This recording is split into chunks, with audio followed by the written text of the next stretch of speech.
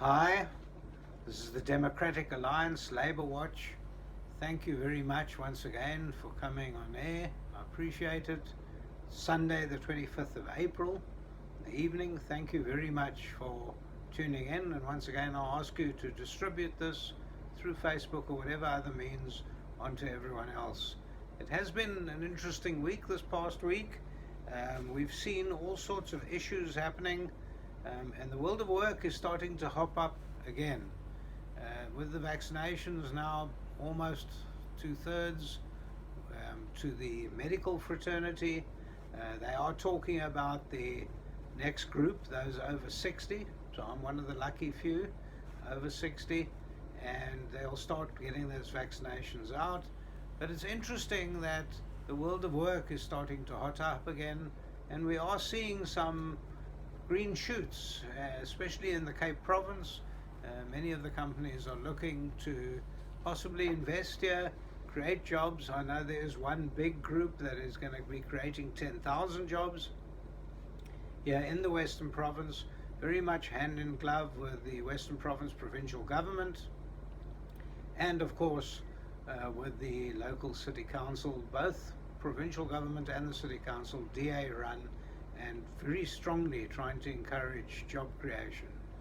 So thank you for tuning in. It's Michael Bagram. I am the Democratic Party spokesperson on Labour, and it's Sunday the 25th of April 2021. Now, an interesting thing has come up, and I think it's something that we need to both consider and debate. It's very interesting.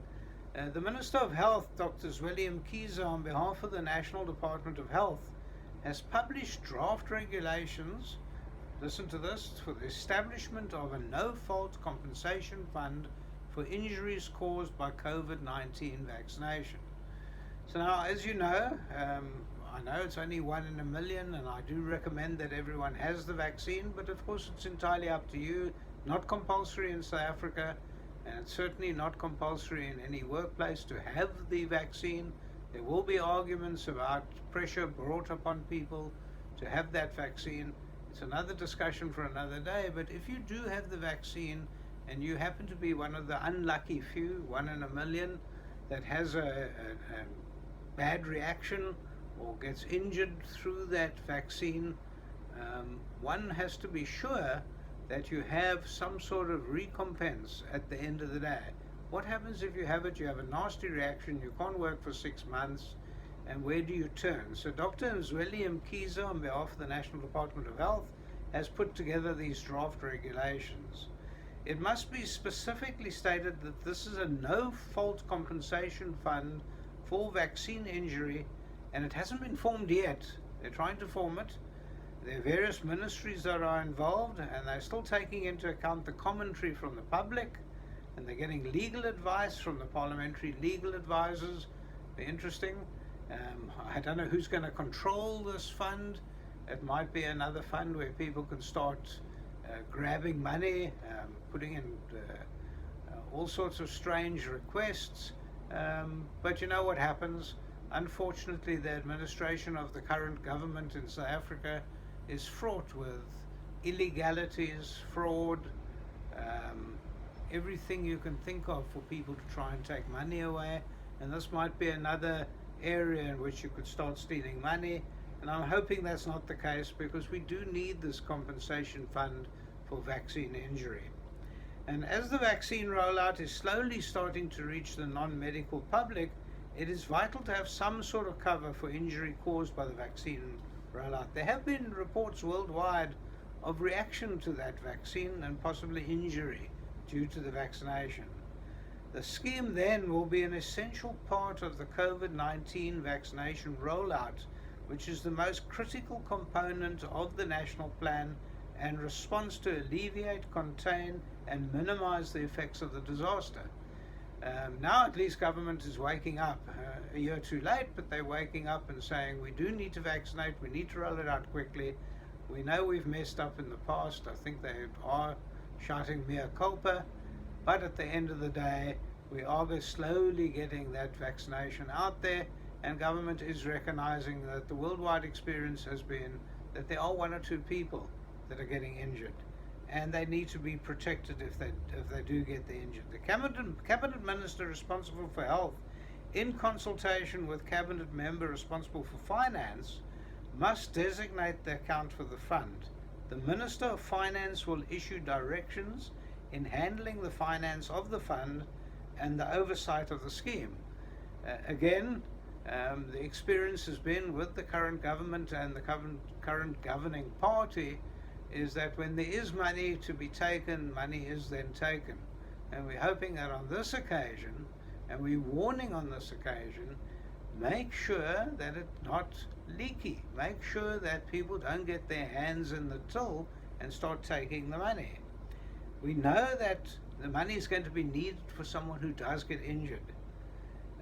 We're going to have a panel that will be adjudicating this. The fund, to be effective and efficient, must be a proper structure for the reporting of vaccine injuries and a solid system for the claims.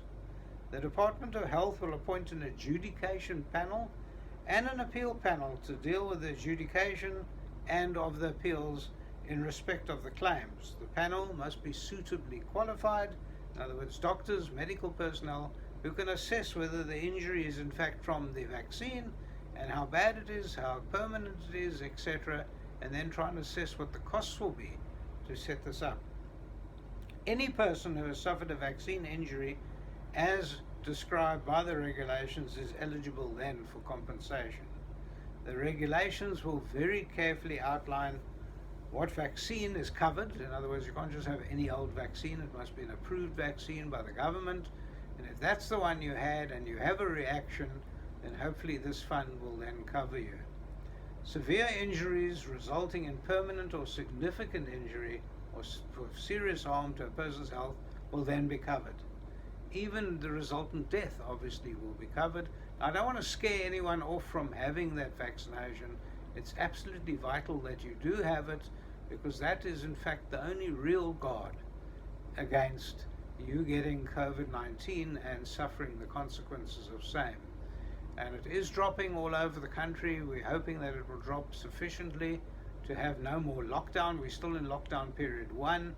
I know that sounds reckless of government to keep us still in that lockdown, but at least business is starting to come back despite the handbrakes government was trying to put on the economic world and the world of employment. The world of employment has almost been destroyed in South Africa because of these lockdowns, not because of COVID-19, but because of the lockdowns. And so we are hoping that now they're putting into place not only the extension of that vaccination, but putting into place this no-fault fund. They're now taking it seriously, and let's see this work. Everyone might have seen the local government elections have been set for October the 27th. It's a Wednesday. Please make sure you're registered. There will be a registration weekend, probably sometime in May. And listen out for my next broadcast. I'll tell you when the registration weekend is. It is vital that we get out there and support the Democratic Alliance. We're trying to do everything possible to get people back to work, get the country working again, and to stop the stealing. That's his bottom line. We want to stop the stealing. So thank you for listening to me. Michael Bagram, Labour spokesperson for the Democratic Alliance, Sunday the 25th of April 2021. Have a wonderful, wonderful time over the public holiday.